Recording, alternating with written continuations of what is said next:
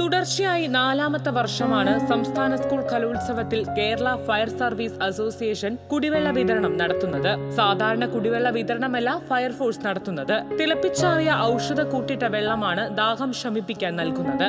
1.5 മണിക്കൂറോളം തിളപ്പിക്കുന്ന വെള്ളത്തിൽ പതിമുഖം, രാമച്ചം, ചുക്ക്, നന്നാരി, ഏലം തുടങ്ങിയ ഔഷധങ്ങളാണ് ചേർക്കുന്നത്. ഇവിടെ വരുന്ന പൊതുജനങ്ങൾക്കും മത്സരാർത്ഥികൾക്കും രക്ഷിതാക്കൾക്കും എല്ലാവർക്കുമായി നമ്മൾ കുടിവെള്ള വിതരണം നടത്താറുണ്ട്. ഇത്തവണയും അതുപോലെ തന്നെ പതിവ് തെറ്റാതെ കുടിവെള്ള വിതരണം നടത്തുന്നുണ്ട്. പൊതുജനങ്ങൾ എത്രത്തോളം ഇവിടെയുണ്ടോ ആ സമയം വരെ നമ്മൾ രാവിലെ മുതൽ വൈകുന്നേരം വരെ കുടിവെള്ള വിതരണം നടത്തുന്നുണ്ട്. ഔഷധക്കോട്ടോട് കൂടിയിട്ടുള്ള ഒരു കുടിവെള്ള വിതരണമാണ്.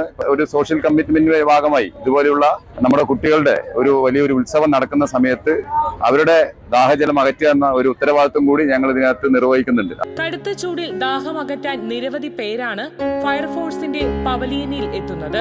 ഏഷ്യയിലെ ഏറ്റവും വലിയ കലാമേളയായ സംസ്ഥാന സ്കൂൾ കലോത്സവത്തിൽ പങ്കാളികളാകുന്നതോടൊപ്പം സാമൂഹിക പ്രതിബദ്ധതയുള്ള പ്രവർത്തനം നടത്തുകയെന്നതുമാണ് ഇത്തരം പ്രവർത്തനങ്ങളുടെ ലക്ഷ്യമെന്നും കലോത്സവത്തിന്റെ സമാപനം വരെ മുഴുവൻ സമയവും ദാഹജലം നൽകുമെന്നും അസോസിയേഷൻ ഭാരവാഹികൾ അറിയിച്ചു.